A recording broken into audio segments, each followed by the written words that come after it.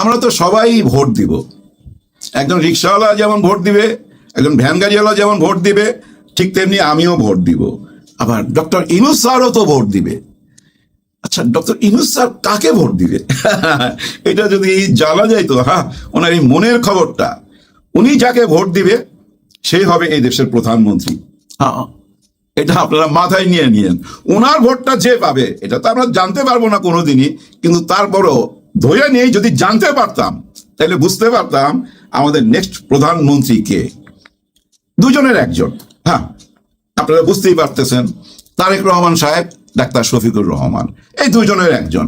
কিন্তু এর মধ্যে আবার গুজব ছড়ায় গেছে যে ওনাদের আট জোট থেকে আবার হইলো 12 থেকে আবার 11, এই 11 দল যে একটা ভোটের বাক্সে আসছিল, ওনাদের বন্ধুত্বটা ভাঙ্গা যাচ্ছে।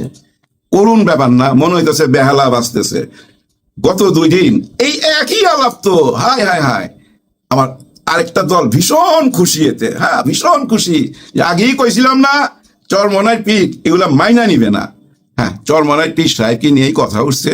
ওনার কারণেই দলের মধ্যে ভাঙন ধরছে। দল তো না, ওনারা একটা বাক্সে আসতে চাইছিল, একটা ইসলামিক ঐক্য জোট, এক বাক্সে একটা ভোট নিবে, এরকম একটা চিন্তাধারায় পরিকল্পনায় ওনারা এগুচ্ছিল। এবং আমি একটা টাইমে এটাও আপনাদের বলছি, আপনাদের মনে আছে যে দেখেন, ডাক্তার শফিকুর রহমান স্যারের জন্য এবং জামাতের জন্য সবচেয়ে বড় চ্যালেঞ্জ ছিল 8 দলকে এক করা। ওনার জন্য এটা কোনো চ্যালেঞ্জ না যে বিএনপির সাথে কিভাবে মোকাবেলা করব বা আওয়ামী লীগের সাথে কিভাবে মোকাবেলা করব, এইটা চ্যালেঞ্জ না। ওনার জন্য বড় চ্যালেঞ্জ ছিল 8 দলকে এক করা। আমাকে যারা আপনারা ফলো করেন তারা নিশ্চয়ই আমার মুখে এই কথাটা শুনছেন। দেখেন, ওই জায়গায় আবার আসতেছি আমরা।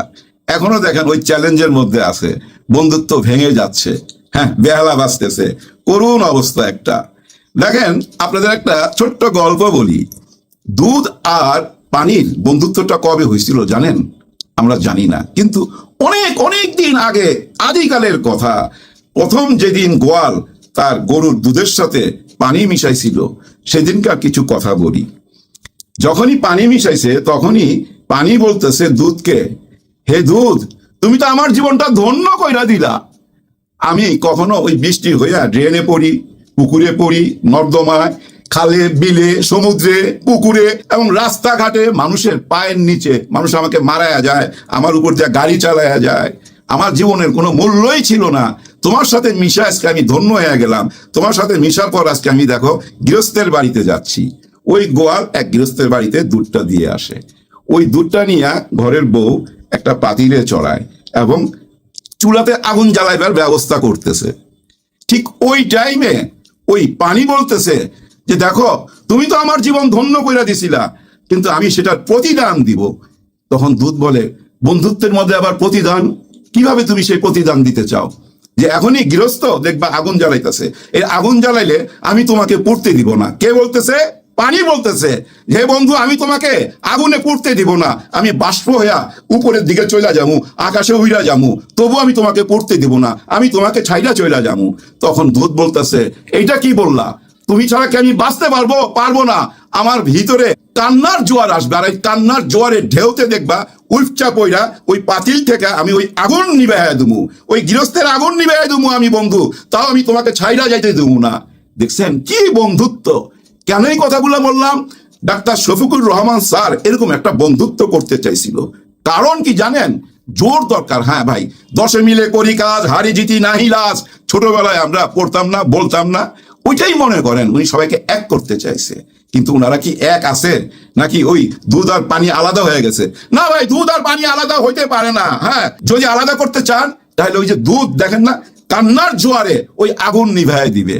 এরকম বন্ধুত্ব হয়ে গেছে তো ভাই, আপনারা কেউ ঘাবড়ায়েন না, এইসব আলোচনা কানে নিয়েন না।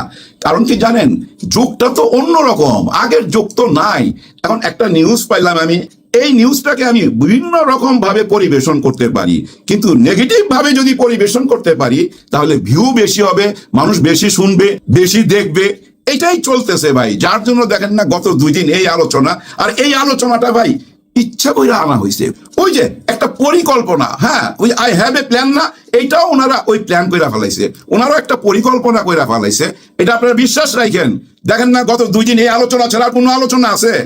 25 তারিখে যখন তারেক রহমান সাহেব আসছিল তখন তো ভাই বিএনপির জোয়ার আলোচনা। আবার সেই আলোচনাটা দেখেন 30 তারিখে ওনার আম্মা মারা গেলেন, আমরা বেগম খালেদা জিয়াকে হারাইলাম। সেটা তো একটা ভাই ইতিহাস রচনা হলো ওনার বিদায়টা। সেটাও দেখেন পুরাটাই বিএনপির আলোচনা। ঢেউ শুধু গুলশানের দিকে আশ্রয় পড়তেছে, সবাই যায় গুলশানে দেখা করতেছে। এর মধ্যে ভাই খাকি পোশাকও আছে, এমন কেউ বাদ নাই। টাকা পয়সাওয়ালা লোকেরা সবাই ওদিকে চইলা যাইতেছিল। হায় এইটা কি? এইটা তো হইতে দেওয়া যায় না। কারণ এটা তো বর্তমানে তো ভাই মিডিয়া যুদ্ধ, এই মিডিয়া যে দখল করতে পারবে তারই জয় জয়কার। এই যে অনেক বুদ্ধিজীবী এসে টক শোতে বলে না, বিএনপি আর জামাত যদি মিশা যাইতে চায় তাহলে ভাই সংসদে তার বিরোধী দল রইল না। এই চাওয়াটা কেমন জামাতের? ভাই আপনারা বিরোধী দল খুঁজেন, এই বিরোধী দল আমরা, এই সোশ্যাল মিডিয়া সবচেয়ে বড় বিরোধী দল। এই সোশ্যাল মিডিয়ার কারণেই তো ভাই 5ই আগস্ট আসছে। এই সোশ্যাল মিডিয়া না থাকলে আনতে পারতেন না ভাই। সোশ্যাল মিডিয়ার অনেক অবদান আছে। যাই হোক, আমরাই বিরোধী দল। যা বলতেছিলাম, এই আলোচনাটাকে ঘুরাইবার জন্য জানেন এরকম একটা আলোচনা সামনে নিয়ে আসলো যে দুধ আর পানি আলাদা হয়ে যাইতেছে। হায় এবার কি হবে? তাহলে তার জামাত জিততে পারলো না, ওদের ঐক্যটা ভাঙ্গা গেল। এবং এমনও বদনাম উঠে গেছে যে চরমনায় পীর সাহেব গোপনে ওই বড় দলের সঙ্গে হাত মিলায় ফেলাইছে।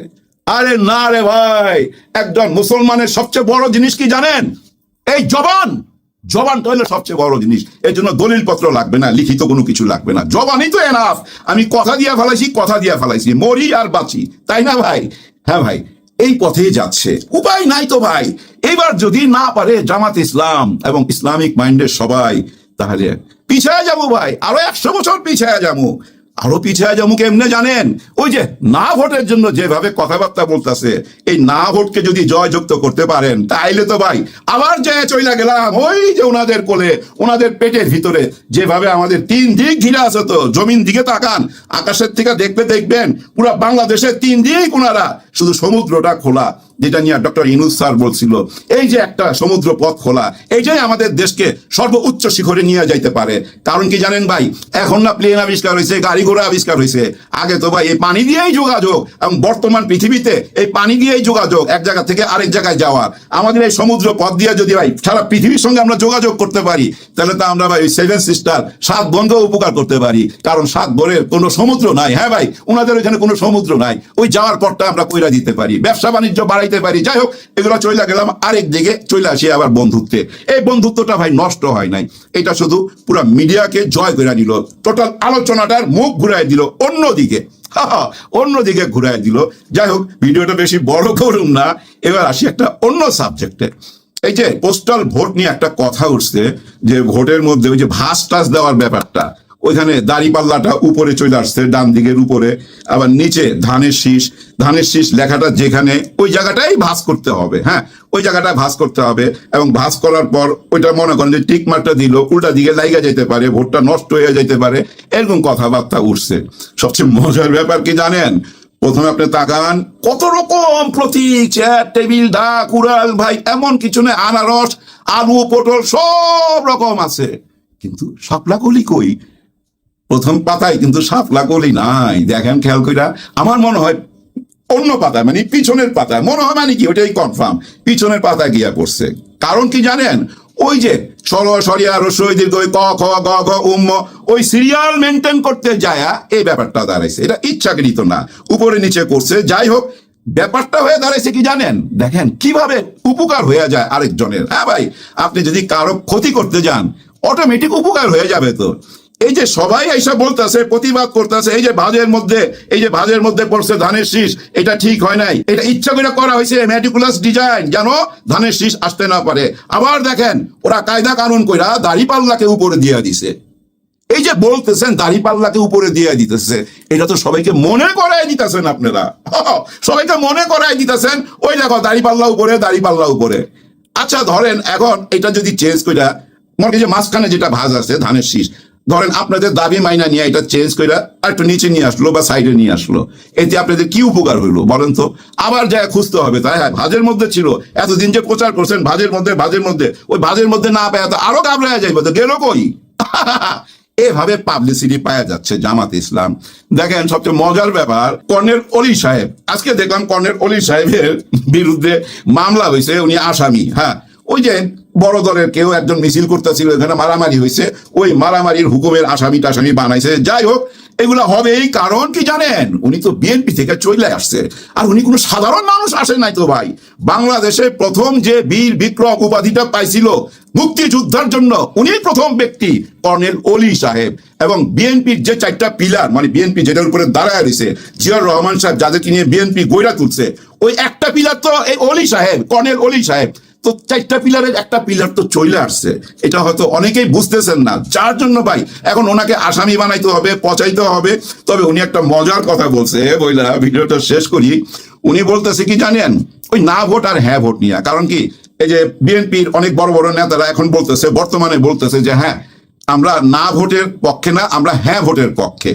এটা আমরা নিজেরাও চাই, সংস্কার আমরাও চাইছিলাম, এরকম কথা বড় বড় নেতারা বলতেছে। কিন্তু মাঠ পর্যায়ের নেতারা সবাই না না নার পক্ষে। ওইটা নিয়ে কর্নেল অলি সাহেব কি লেখছে জানেন, যে এরা যে না ভোট চাচ্ছে, মানে এই যে বিএনপি না ভোট চাচ্ছে, এরা যে না ভোট চাচ্ছে, কেন চাচ্ছে এটার একটা ব্যাখ্যা দিছে। মানে এই বিএনপি কেন না ভোট চাচ্ছে, উনি কারণ কি বলছে জানেন, যে যেহেতু জামাতে ইসলাম হ্যাঁ ভোট চায়, এই জন্যই ওনারা না ভোট চাইতেছে। কারণ জামাতে ইসলাম হ্যাঁ চাইছে, আমাদেরকে না পক্ষে চাইতে হবে, হ্যাঁ পক্ষে গেলে তো তার সাথে চলে গেলাম, এই জন্যই না না বুঝা উনি এটা লেখছে। এবং আরো কি বলছে জানেন, এখন যদি জামাতে ইসলাম বলে যে ভাই আমরা প্রতিদিন গোসল করুম এই শীতের মধ্যে, দেখবেন ওরা বলবে যে না, আমরা গোসল করুম না।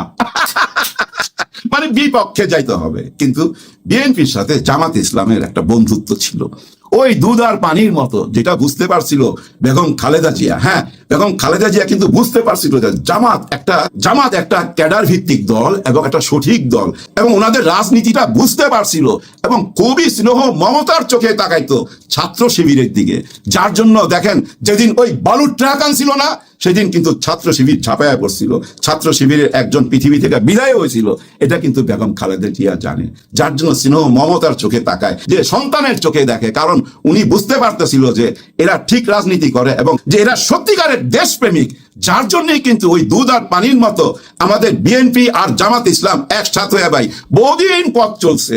যার জন্য ডাক্তার শফিকুর রহমান দেখেন, উনি ছুইটা গেছে তারেক রহমান সাহেবের কাছে, ওই শোক বইতে লেখনী দিয়া, ওনার মন্তব্য দিয়া তারেক রহমান সাহেবের সাথে বৈশা বলছিল যে আমরা ক্ষমতায় আসি না আসি, আমরা যে কটা আসন পাই না কেন, আগে অফার রাখা গেলাম যে আমরা একটা জাতীয় সরকার গঠন করব, এবং আমরা যদি কোনো কারণে ক্ষমতায় আসি এবং শপথ নেওয়ার 1 ঘন্টা আগে হইলো আপনার কাছে আসবো ওই জাতীয় সরকার গঠন করার জন্য।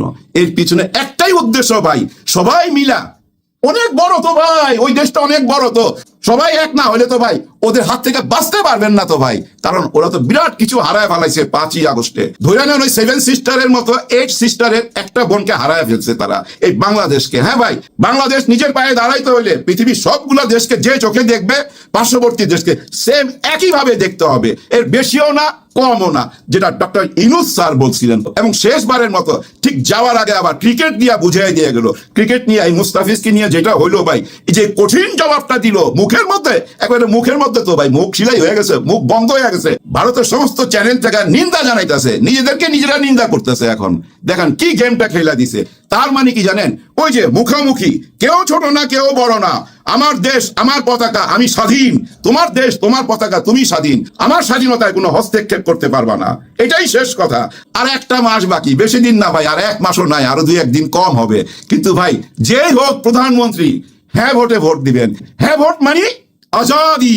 হ্যাঁ ভাই, হ্যাঁ ভোট মানে আজাদি, আর না ভোট মানে কি, না ভোট মানে গুলামি। গুলামি মাইনা নিবেন না আজাদি মাইনা নিবেন? আমরা আজাদি চাই, আমরা হ্যাঁ ভোট চাই। সবার জন্য সবাই দোয়া করবেন। আল্লাহ হাফেজ।